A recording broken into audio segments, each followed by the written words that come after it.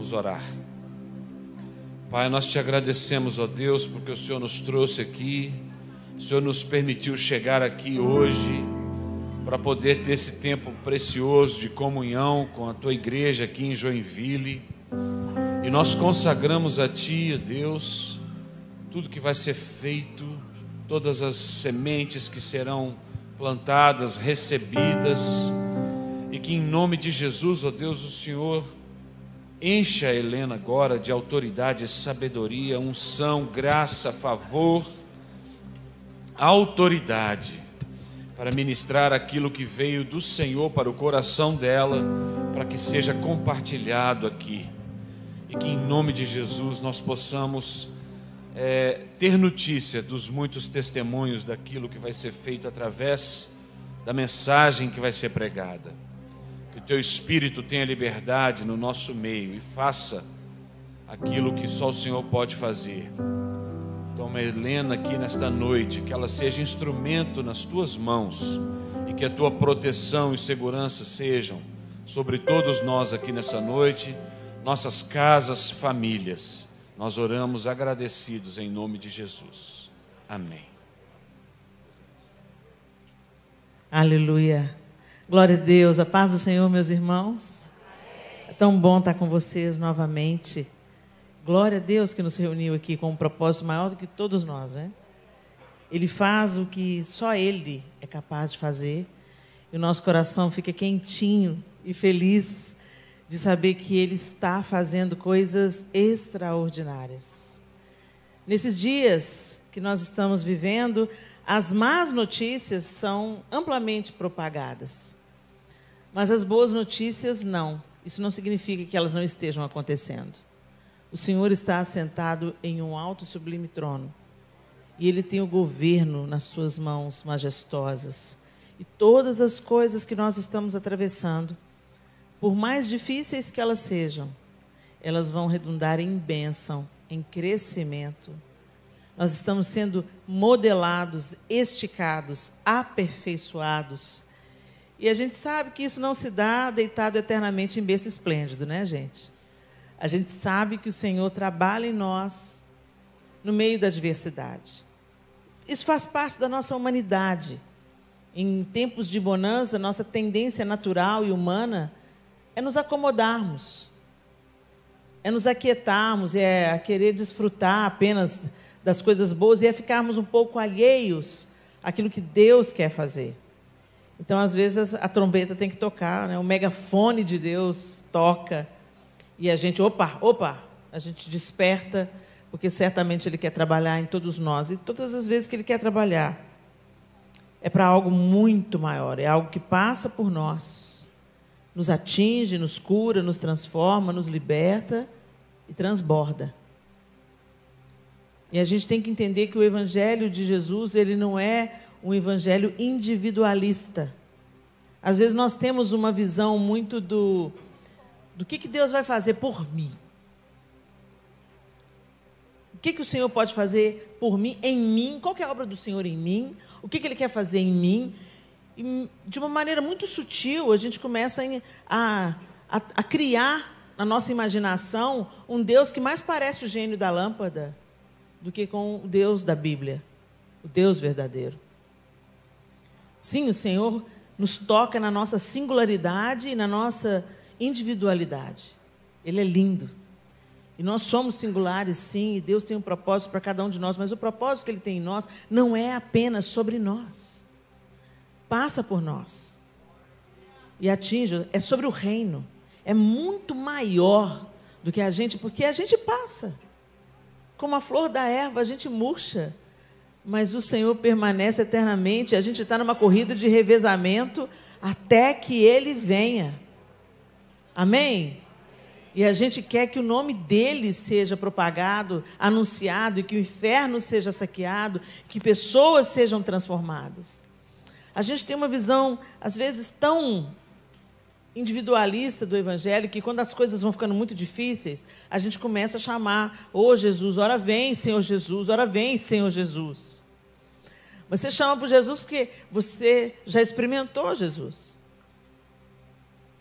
Então você quer que Ele alivie o seu problema. Mas e o tanto de gente que está indo para o inferno? Aí um dia eu cheguei para o pastor Cirilo, nós nos encontramos casualmente no aeroporto, e a gente tinha acabado de perder o Gregório McNulty, que era um homem de Deus demais, e a gente estava assim, uma avalanche de más notícias. Eu falei assim, Cirilo, já deu, né? Jesus tem que voltar. Ele, não, ainda não. Eu olhei para ele assustado, como não, Cirilo? Ele falou assim, ainda não, Helena, ainda não.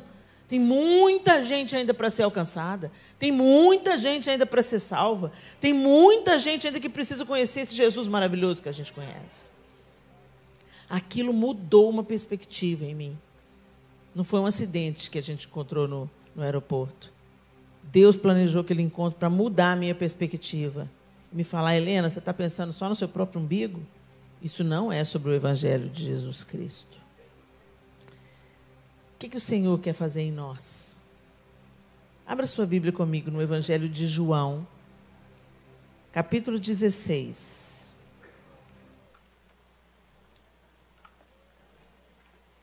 João 16.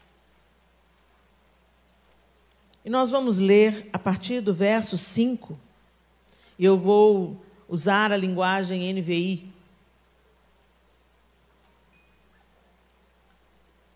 Um pouco antes, gente, volta aí para o capítulo 15. Olha que interessante, o final do capítulo 15, verso 26. Quando vier o conselheiro que eu enviarei a vocês da parte do Pai, o Espírito da verdade que provém do Pai, ele testemunhará a meu respeito.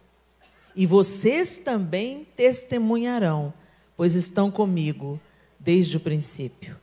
Essas palavras são de Jesus aos seus discípulos, ok?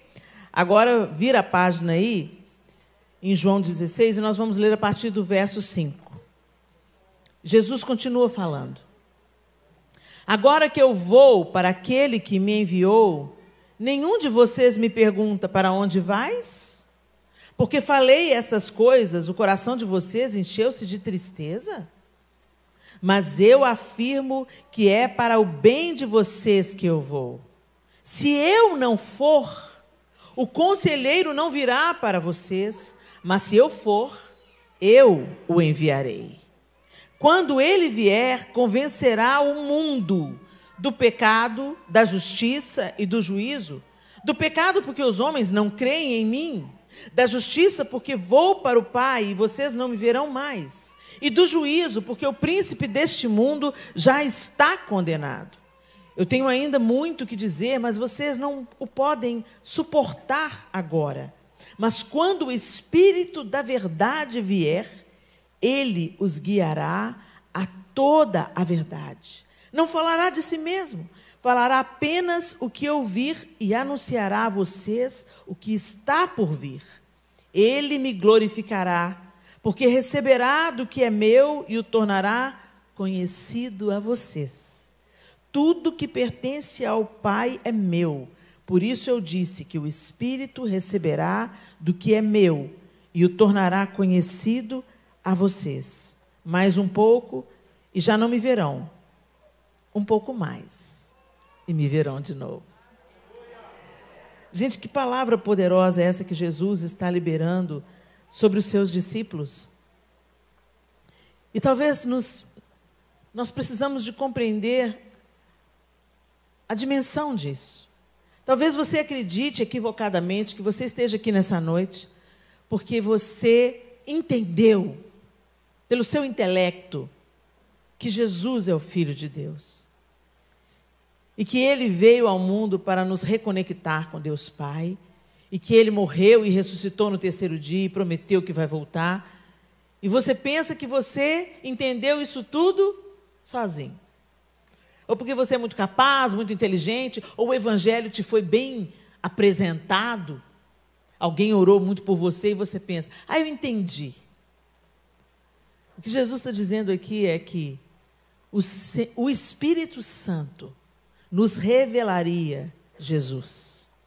Jesus nos revela o Pai e o Espírito revela o Filho.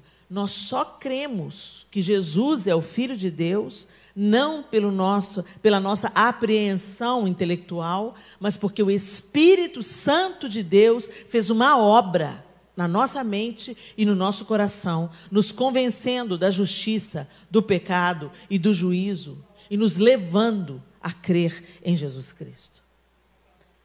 Por isso que Jesus está falando, vocês estão entristecidos, vocês querem que eu fique, mas eu não posso ficar, eu preciso ir. Os discípulos tinham estado com Jesus, mas eles ainda tinham uma visão pela gretinha. Tanto é que Jesus fala com eles, olha, vão para Jerusalém, permaneçam na cidade, até que do alto sejais revestidos de poder, e descerá sobre vocês o Espírito Santo, e vocês serão minhas testemunhas, tanto em Jerusalém como em toda a Judéia e Samaria, e até os confins da terra. O que transformou os discípulos amedrontados do sábado em homens ousados, dispostos a morrer pela causa do Evangelho? O revestimento do Espírito Santo, que fez todas as peças se encaixarem. Todas as palavras que eles tinham ouvido de Jesus começaram a fazer sentido, e as coisas começaram a encaixar dentro deles, libertando-os daquela ideia de um Messias judeu. Porque o Messias que o judaísmo espera até hoje é um governante político. Mas o Messias que Deus estava entregando era o Redentor de toda a terra. O Redentor de todas as coisas. Aquele que veio para redimir e reconciliar com Deus Pai todas as coisas. Não apenas a gente, mas inclusive a criação. Meu Deus! E aí o cara violento que cortou a orelha de Malco um ímpeto, de repente, estava disposto a morrer de cabeça para baixo, crucificado de cabeça para baixo. O que aconteceu com Pedro? Cristo em vós, a esperança da glória. O Espírito Santo foi derramado sobre aqueles que estavam em Jerusalém. E se viu distribuído entre eles línguas como de fogo. E naquele dia, 3.000 foram salvos. Olha que coisa tremenda. E desde então, o Senhor vem acrescentando à igreja aqueles que haverão de ser salvos. Não é isso, gente? O Espírito Santo é o selo da nossa salvação. E é quando a gente pensa no Espírito Santo, no nosso contexto pentecostal ou neopentecostal, a gente costuma entender o Espírito Santo apenas como aquele poder maravilhoso que flui na hora que a gente está no período de louvor, ou quando a gente está num acampamento e a gente não tem restrição de vizinhança, e a gente pode se soltar e ficar totalmente à vontade na presença de Deus, e a gente experimenta aquela presença doce, constante, maravilhosa, transformadora, e a gente experimenta algumas experiências sobrenaturais que a gente nunca tinha acontecido com a gente antes, e a gente fala em línguas, e a gente recebe uma revelação e uma palavra profética, e isso tudo é maravilhoso. Mas o Espírito Santo, o poder do Espírito Santo, é muito mais do que isso.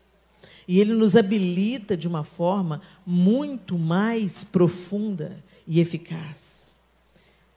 Então eu queria trazer para vocês o que é essa marca, esse selo? O que Cristo em vós faz? Através da pessoa do Espírito Santo. O Espírito Santo de Deus nos regenera. Em João 3, de 5 a 7. E eu vou usar agora a Almeida Revista e Atualizada. O texto diz assim: respondeu Jesus: em verdade te digo, quem não nascer da água e do Espírito não pode entrar no reino de Deus.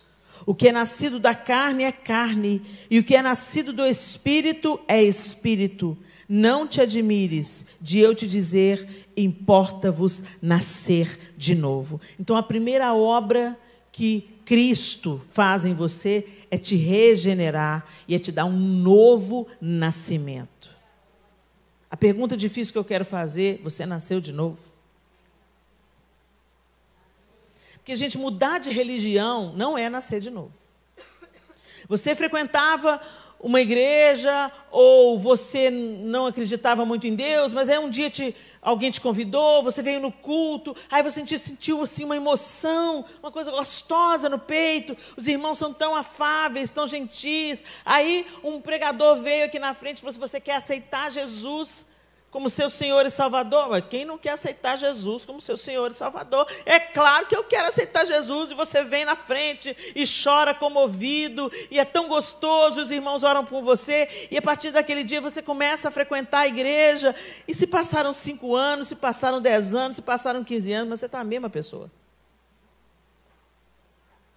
Você fez uma reforma externa.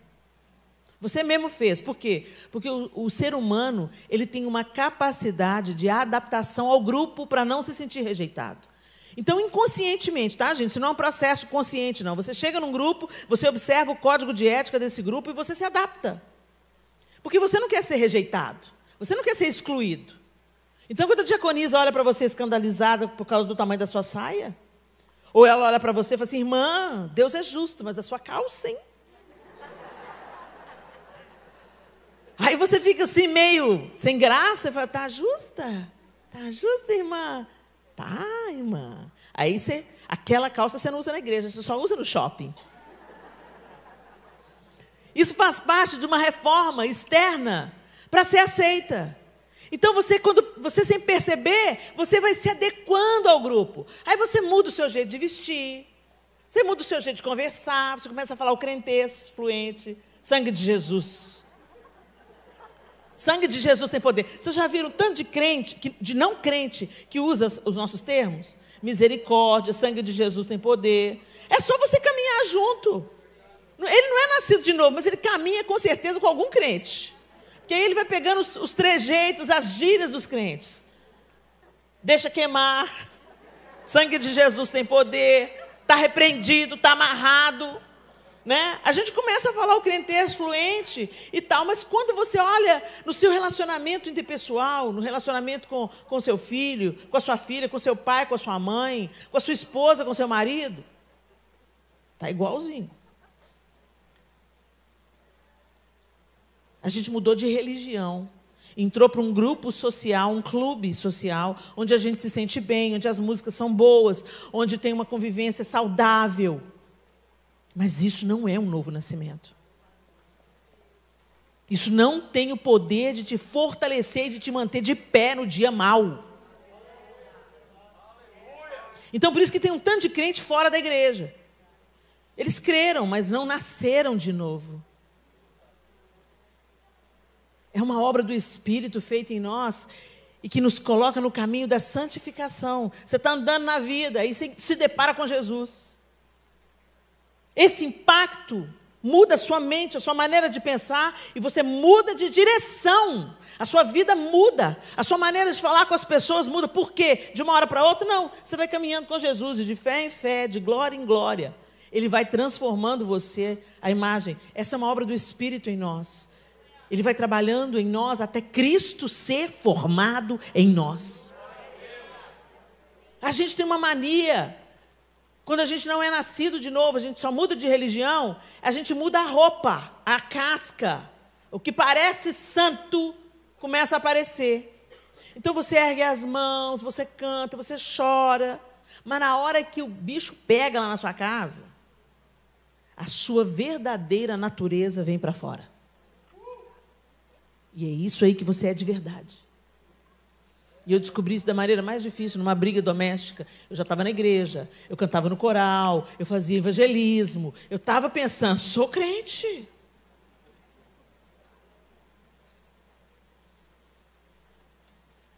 Aí, numa briga com meu pai, eu comecei a desacatar o meu pai, porque ele estava interferindo na maneira como o meu marido estava corrigindo a nossa filha primogênita.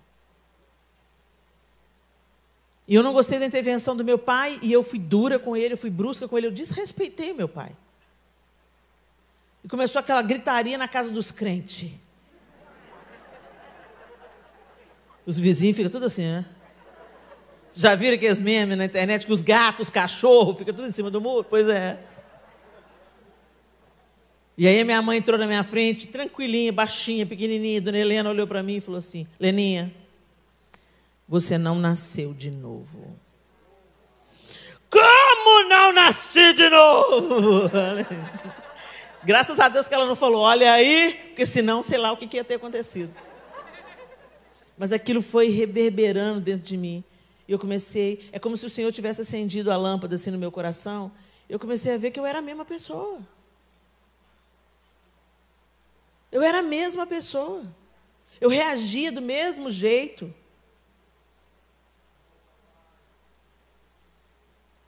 Mas o Espírito Santo quer nos levar a um novo nascimento. A uma mudança radical. Mas a gente tenta, né, gente? A gente tenta, mas você não consegue. É por isso que nós não somos salvos pela lei, mas pela graça. Porque a lei a gente pode até se esforçar para cumprir, mas a gente não dá conta. Quando o Senhor foi fazer aliança com Abraão, por que vocês acham que ele pôs Abraão para dormir, gente? Vocês pensam mesmo que Abraão dormiu porque estava cansado? Aquilo foi a desculpa. O negócio é o seguinte, Deus falou, vou fazer uma aliança com Abraão. Corta os bichos no meio, Abraão. E nós dois vamos passar no meio. Era assim que se fazia aliança. Corta os bichos no meio, põe uma parte de um lado, uma parte do outro. Nós dois dá uma mão, passa pelo meio dos bichos partidos. Quer dizer isso? Se um de nós que descumprir a aliança, que se faça a nós com o que foi feito com esses animais. É sério? Deus é sério, gente. Muita gente pensa que não, mas Deus é sério. As coisas de Deus são assim.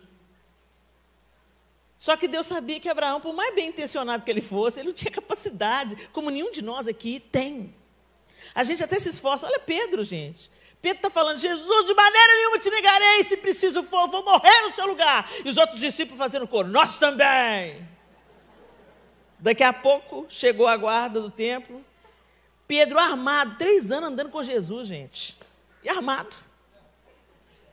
Arranca a espada, corta a orelha de Malco. Jesus pega a orelha. Pedro, guarda essa espada. Pedro, cola a orelha de Malco. Restitui a Malco a possibilidade de continuar trabalhando. Né? E fala assim, para com isso, que se você continuar nessa vida, você vai morrer pela espada. Nós não temos condição. Daqui a pouco eles fogem. Daqui a pouco Pedro nega. Nós somos decepcionantes. A gente não dá conta. Mas se nós estivermos, ele falou muito claro, se vocês estiverem em mim e eu estiver em vocês, vocês darão muito fruto.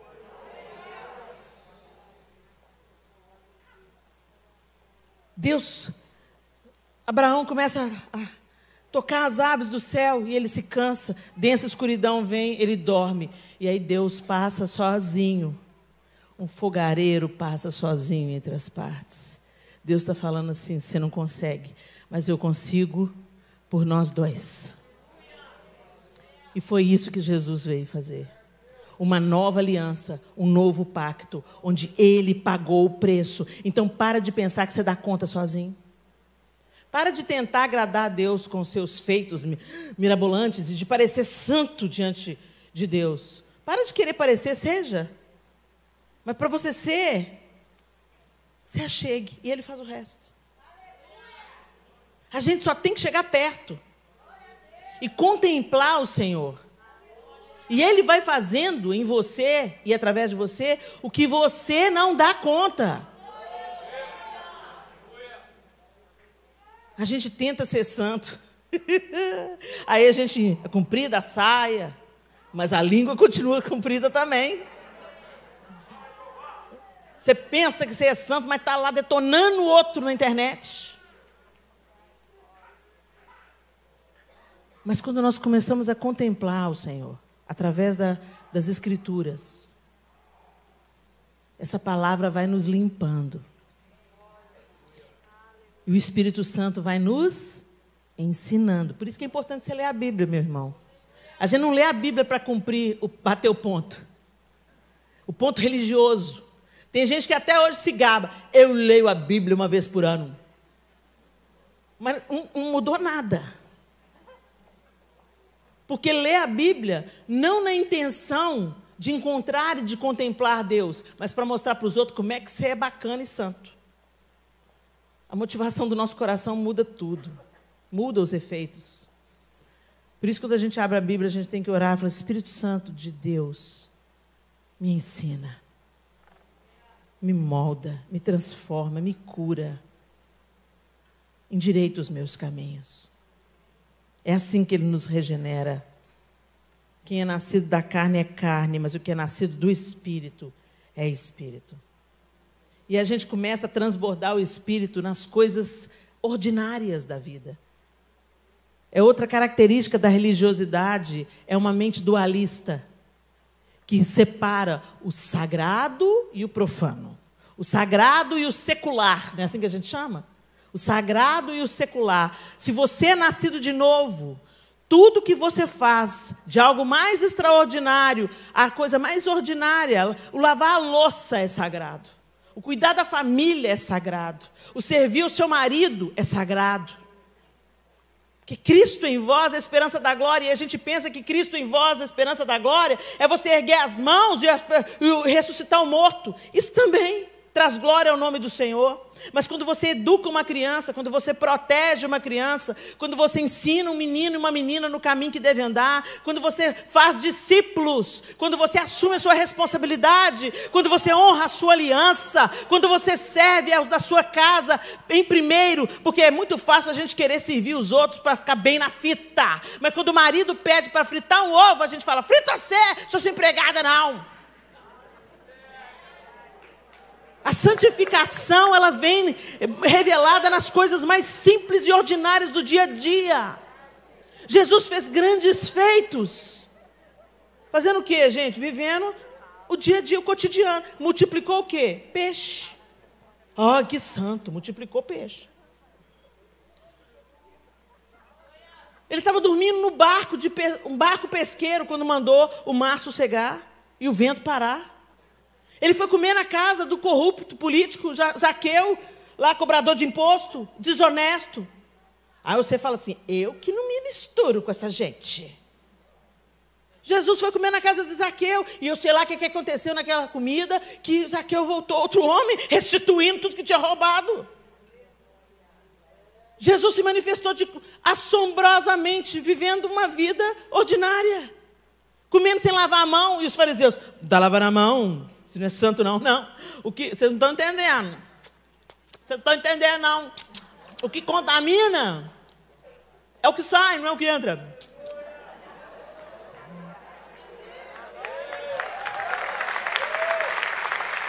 Oh Jesus, ajuda a gente a ser parecido com o Senhor.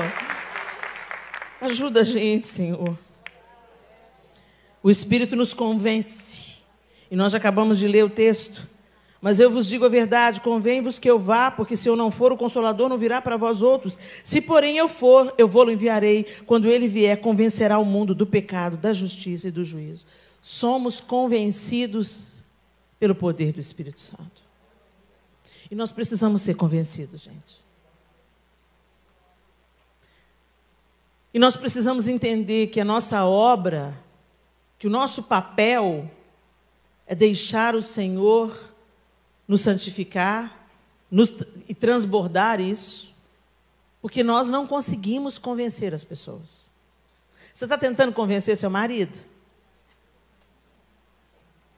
Está tentando convencer seu filho? Está perdendo tempo, você não convence nem você mesma. É o Espírito, é uma obra do Espírito. Ele convence, ele convence. Então chama ele para convencer. Espírito Santo de Deus, convence. Começa por mim, me convence também. Daquilo que eu preciso. É uma oração recorrente que eu tenho feito. Senhor, me convence daquilo que eu preciso ser convencida. Porque eu tenho uma cabeça dura. Eu preciso dessa obra feita em mim. Me convença. Me convença, Espírito Santo.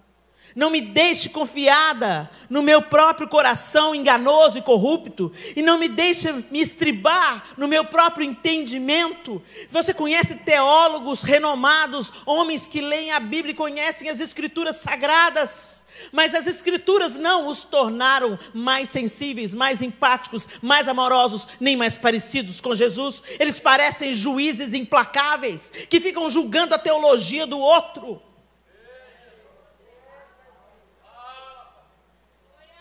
É muito perigoso, gente, a linha é muito tênue. E quanto mais inteligentes, capazes e mais conhecimento adquirimos, mais nós precisamos de nos humilhar diante do Senhor e falar: Senhor, convence-nos do que precisamos ser convencidos, da justiça, do pecado e do juízo, da soberba e da arrogância do nosso coração, da autossuficiência, que é sempre uma tentação para o ser humano, como nós somos inclinados à autossuficiência. E tudo começou com autossuficiência, foi na proposta da serpente. Mas é claro que você não vai morrer. Você será como Deus, conhecedora do bem e do mal. Olha aí a proposta de autossuficiência. Para que eu vou precisar de depender de Deus? Eu mesma posso me tornar como Ele. E este século financia os falsos deuses. A gente quer ter o controle na mão. Depender de Deus? Jamais. Mas é sutil. Você põe a capa de: não, eu dependo de Ti, Senhor. Eu dependo. Eu confio em Ti. Mas o Senhor bem que podia fazer assim, hein? O Senhor podia jogar um raio na cabeça dele, Jesus. Ô Senhor, mata. Gente, ô Senhor. Já viu essa oração? Ô Senhor, salve e promove.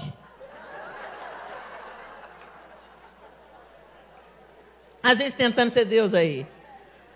A gente tentando ensinar a Deus como é que Ele deve fazer.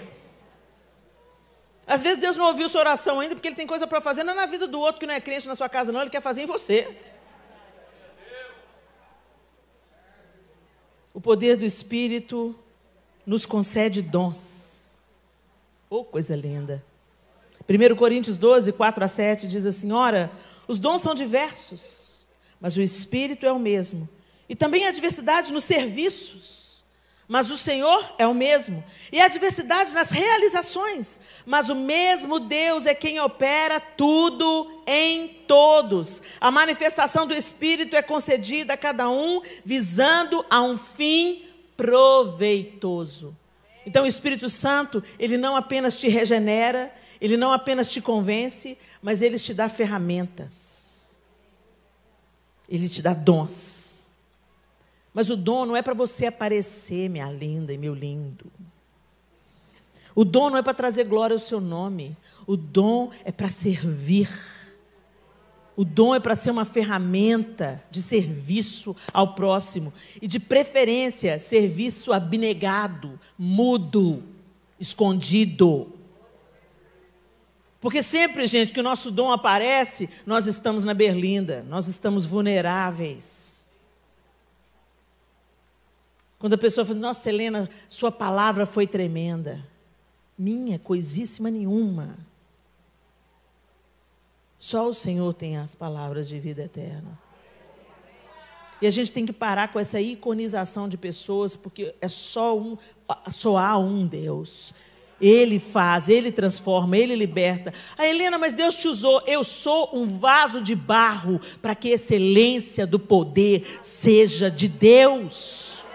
Eu sou imperfeita, eu sou mulher como você. Eu também tenho as minhas vulnerabilidades, as minhas lutas, aquelas questões na minha vida que eu ainda não venci. Eu dependo de Deus todo dia, eu preciso de Deus todo dia. Eu preciso de pôr a boca no pó todo dia. Eu preciso de me arrepender do meu pecado todo dia. E a gente, às vezes, quer usar os dons que Deus nos deu para trazer glória ao nosso próprio nome, fama à nossa igreja. Tudo em nós é para a glória de Deus. E é para servir. E será que a gente tem buscado os dons, gente, com esse ímpeto, com esse desejo de servir? Por exemplo, mais do que nunca, a gente precisa de buscar o dom do discernimento. O discernimento é um dom, discernimento de espíritos. A gente precisa de pedir ao Senhor essas ferramentas. Porque os filhos das trevas faz cabeça, desenterra morto, se sujeita a toda a sujeira que o diabo manda eles fazerem para receber poder. Mas a gente busca coisas visando apenas o nosso próprio interesse, e por causa disso a gente não recebe. O próprio Jesus nos alertou acerca disso. Ele diz: vocês pedem e não recebem, porque vocês pedem mal para gastar nos vossos deleites e nos vossos prazeres. Começa a buscar de Deus dom para servir. Começa a buscar de Deus dom para isso ser útil na salvação de outras pessoas. Começa a buscar de Deus dom e cala o seu dom, que ele se derrame apenas diante daqueles que Deus quer te levantar e fazer uma obra magnífica, e que o nome do Senhor seja glorificado, e que cada vez que o seu dom atrair pessoas a Cristo, você tenha o discernimento também, que tudo vem de Deus e é para Ele, para a glória dEle. Os dons vêm de Deus. Mas por que a gente não está ressuscitando mais morto, gente? Será que Deus perdeu o poder? Vocês acham que Deus perdeu o poder? Por que a gente ora e os enfermos não estão sendo curados? Porque a vaidade do nosso coração atrapalha. Porque nós somos apegados demasiadamente às coisas dessa terra.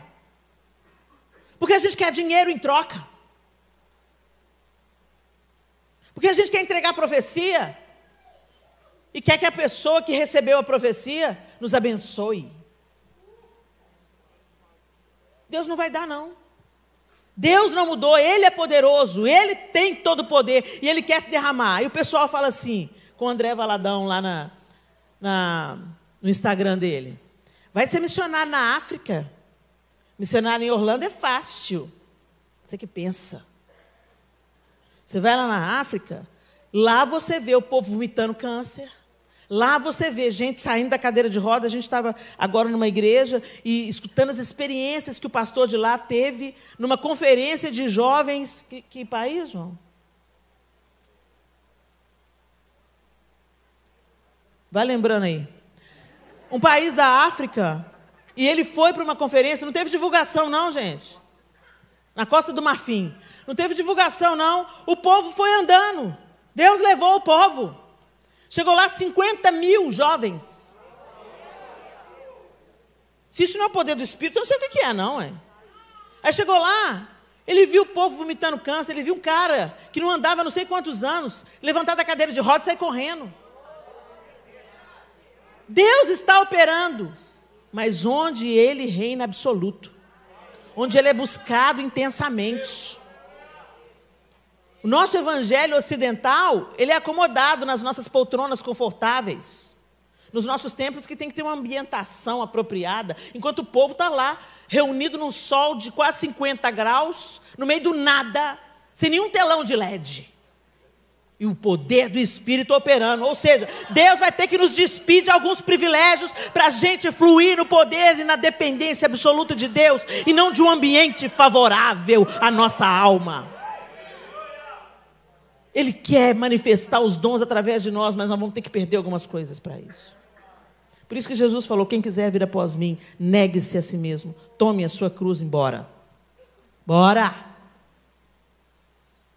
Mas a gente vive esse evangelho meia boca, confortável, e que acha que a ideologia de gênero é o máximo de perseguição que a gente pode aguentar. Nos ajuda, Senhor. Nos regenera, nos convence, nos concede dons. Ele testifica, o Espírito de Deus testifica que nós somos filhos de Deus. Se nascemos de novo, nascemos do Espírito, somos filhos e filhas de Deus.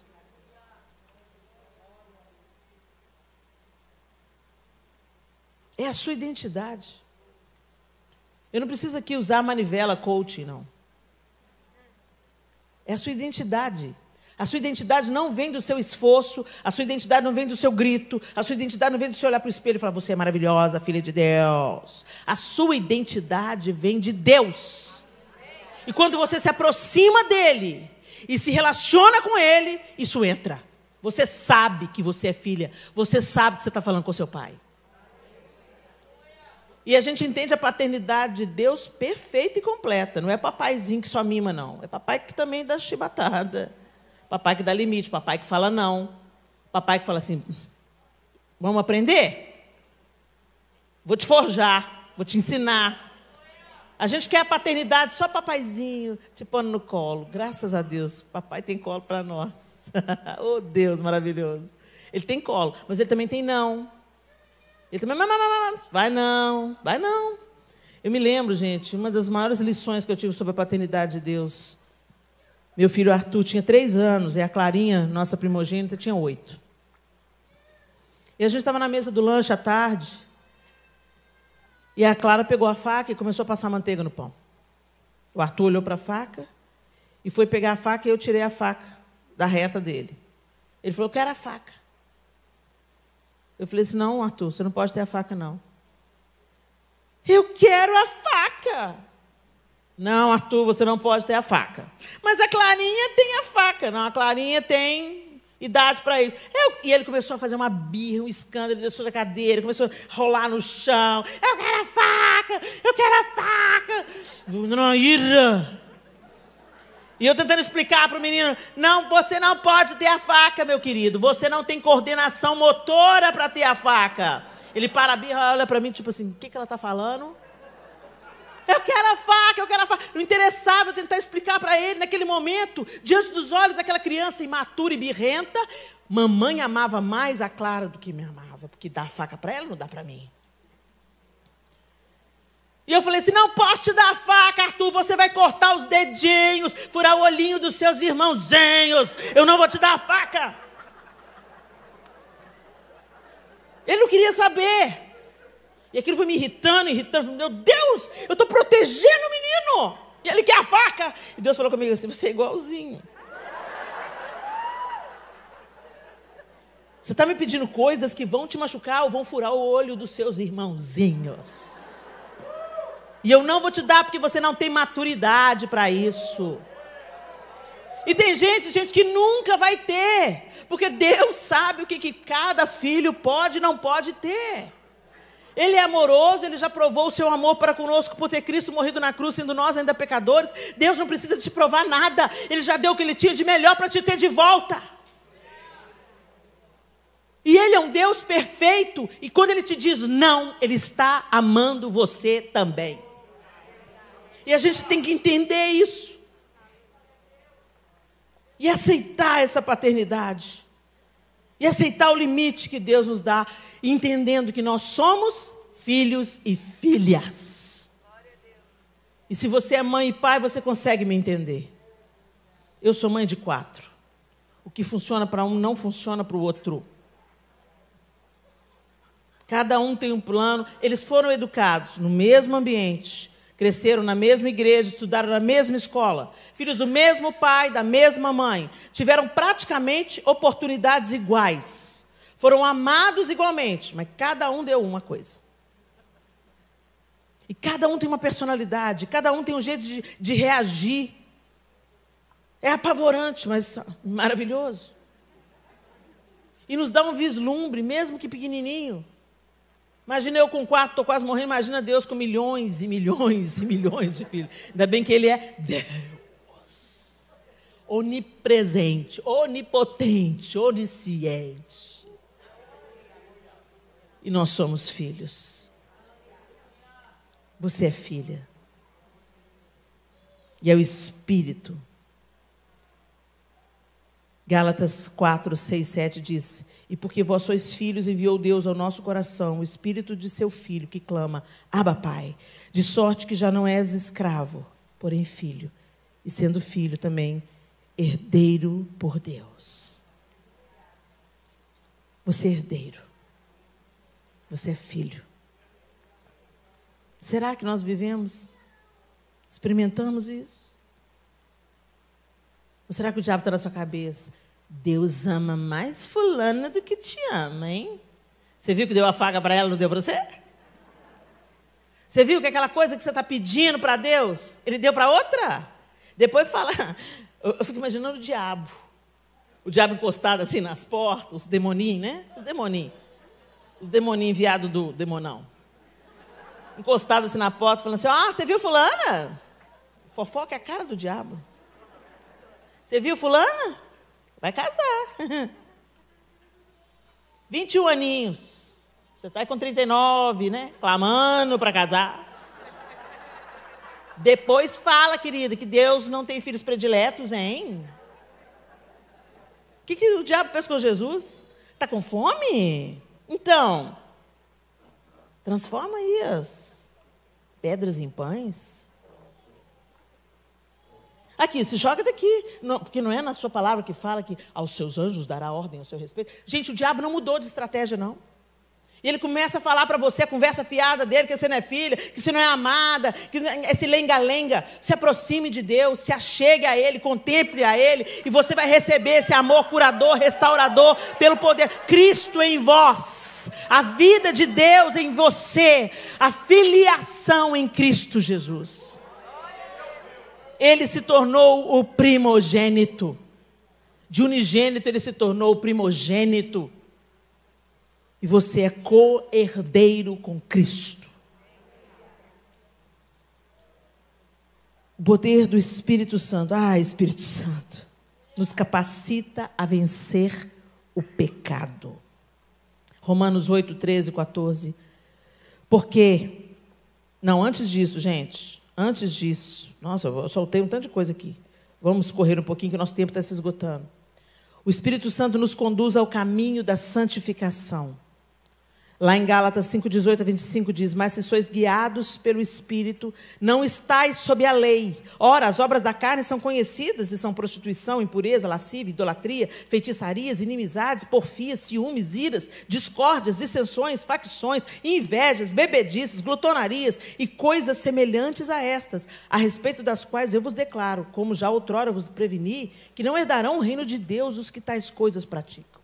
Mas o fruto do Espírito é amor, alegria, paz, longanimidade, benignidade, bondade, fidelidade, mansidão, domínio próprio. Contra estas coisas não há lei. E os que são de Cristo Jesus crucificaram a carne com as suas paixões e concupiscências. Se vivermos no Espírito, andemos também no Espírito. Então o Espírito Santo de Deus nos conduz no caminho da santificação.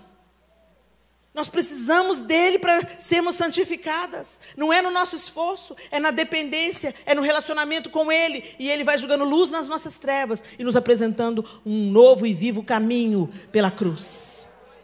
Ele nos faz frutificar. Gálatas 5, 22 e 23. Mas o fruto do Espírito é amor, alegria, paz, longanimidade, benignidade, bondade, fidelidade, mansidão, domínio próprio. Quanto a essas coisas não há lei. A gente ora pedindo a Deus um carro novo. A gente faz campanha pedindo a Deus para soltar aquele dinheiro que está retido no processo de 20 anos. Mas a gente não se dedica a pedir a Deus, Deus, me torna uma pessoa mais amorosa. Me torna uma pessoa mais pacífica, Senhor. Oh, Jesus, me torna uma pessoa mais mansa, Senhor. Porque o Teu Espírito Santo habita em mim. Então Ele está me habilitando a ir crescendo na mansidão. Jesus, eu preciso crescer na mansidão. Eu preciso crescer no domínio próprio, porque eu estou sendo consumida pelos meus desejos. E não se engane com álcool e fumo, não, gente. Cigarro, não. Você é escravizado pelo seu prato de comida. Você não consegue largar o doce. É mortal, você está quase diabética.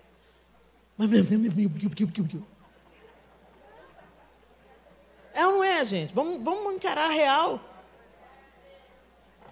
E aí a gente critica o cara que está tomado pelo crack. Fala, não, isso é falta de vergonha na cara. Falta de vergonha na cara, eu sei que não larga o brigadeiro. Se você não larga o brigadeiro, vai largar crack? Ele nos capacita a vencer o pecado. Romanos 8, 13 a 14. Porque se vivermos segundo a carne, caminhais para a morte. Mas se pelo Espírito mortificardes os feitos do corpo, corpo, certamente vivereis, pois todos os que são guiados pelo Espírito de Deus são filhos de Deus. O Espírito Santo intercede por nós segundo a vontade de Deus. Romanos 8, 26 a 27. Também o Espírito, semelhantemente, nos assiste em nossa fraqueza. Porque não sabemos orar como convém, mas o mesmo Espírito intercede por nós, sobremaneira, com gemidos inexprimíveis. E aquele que sonda os corações, sabe qual é a mente do Espírito, porque segundo a vontade de Deus, é que ele intercede pelos santos. Olha, gente, o poder do Espírito, o mesmo Espírito que ressuscitou Jesus dentre os mortos, está dentro de você. Então nós somos indesculpáveis, porque Ele quer nos habilitar a viver uma nova vida frutífera, livre do pecado, uma vida abundante. Mas a gente coloca sobre o Espírito Santo de Deus um tanto do entulho. E nos acomodamos a uma vida meia boca, ou na religião aparente. O Espírito nos guia à verdade, João 16, 13. Quando vier, porém, o Espírito da verdade, ele vos guiará a toda a verdade, porque não falará por si mesmo, mas dirá tudo o que tiver ouvido e vos anunciará as coisas que hão de vir. A gente fica aí buscando no YouTube as teorias de conspiração. Escuta o Espírito. O Espírito Santo vai te ensinar a agir em qualquer circunstância. Com pandemia ou sem pandemia, com apocalipse, sem apocalipse, com gente morrendo, com gente vivendo. O Espírito Santo quer nos habilitar e nos levar a um lugar mais elevado. Mas a gente está sendo conduzido pela nossa carne e não pelo Espírito. E finalmente, em 2 Coríntios 3,18, o texto diz que nos transforma à imagem de Cristo. Esse é o alvo do Espírito. Que sejamos formados à imagem de Cristo. Portanto, todos nós, com o rosto descoberto, refletimos a glória que vem do Senhor. Essa glória vai ficando cada vez mais brilhante e vai nos tornando cada vez mais parecidos com o Senhor, que é o Espírito.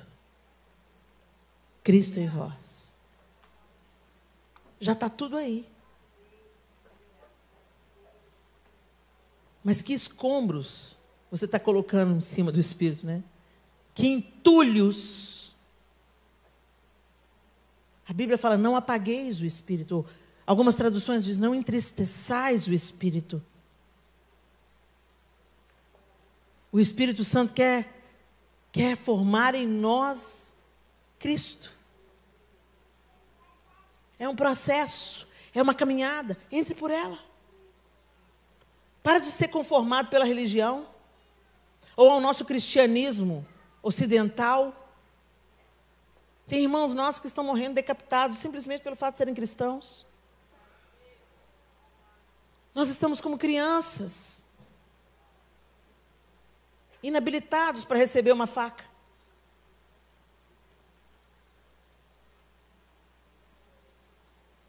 Que a gente se volte para o Senhor. E que a gente o contemple através da sua palavra. E que a gente experimente o Espírito Santo muito além dos moveres que se dão nos nossos cultos. E que a gente viva com Ele. E que a gente seja guiado por Ele. Que a gente ande no Espírito. Seja fazendo o que for da nossa vida. Que o Espírito Santo de Deus nos modifique. E enquanto Ele nos modifica, que Ele vá transbordando e alcançando outras pessoas. Em nome de Jesus. Feche os seus olhos.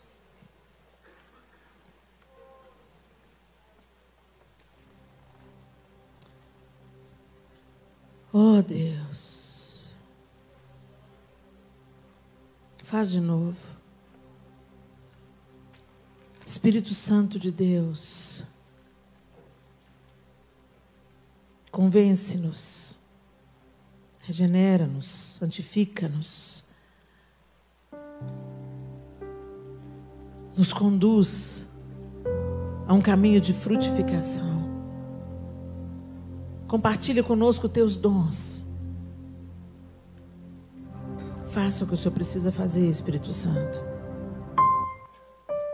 para que Cristo seja formado em nós. Em cada pensamento, em cada palavra, em cada gesto, em cada atitude, em cada escolha, em cada decisão. Que o Senhor seja visto em nós.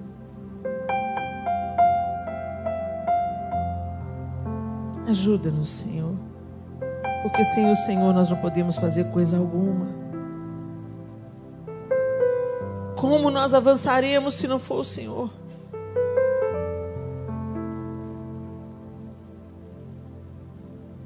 Joga luz nas nossas trevas.